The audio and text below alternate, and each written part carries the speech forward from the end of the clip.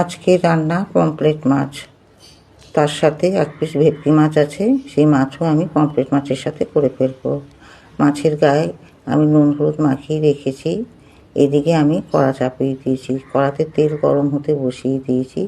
তেল গরম হচ্ছে, একে একে সব মাছ আমি ভেজে তুলবো। মাছ ভাজা আমার হয়ে গেছে। ওই কড়াইতে মাছ ভাজার তেলেতেই আমি দিয়ে দেবো মশলা। মশলা আমার রেডি করাই আছে। আজকের মশলা আমি নিয়েছি সর্ষে আর পোস্ত বাটা। সর্ষে পোস্ত বাটা দিয়ে মাছটি আজকে আমি করব।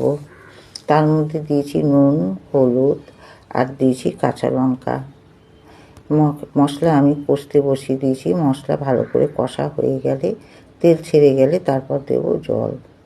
এই মাছেতে বেশি মশলাটা কষতে নেই, কষলে যেহেতু সর্ষে আছে একটু তিতকুটি ভাব হয়ে যায়, যার জন্য আমি সামান্য কষিয়ে যেই তেল ছাড়বে সঙ্গে সঙ্গে আমি দিয়ে দেবো জল।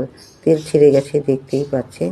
এর মধ্যে আমি দিয়ে দেবো মাছের পরিমাণ অনুযায়ী জল, যাতে বেশি কম না হয়। মাছটি বেশি ফোটানো যাবে না, সামুদ্রিক মাছ নরম মাছ। তাই আমি জল দিয়ে একে একে আমি মাছ ছেড়ে দিলাম। মাছ আমার ফুটছে দেখতেই পাচ্ছেন।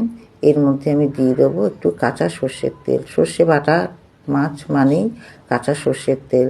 আমি যে কোনো মাছই করি সর্ষে বাটা দিই, কাঁচা সর্ষের তেলটা দিই, স্বাদটা একটু ভালো আসে খেতে।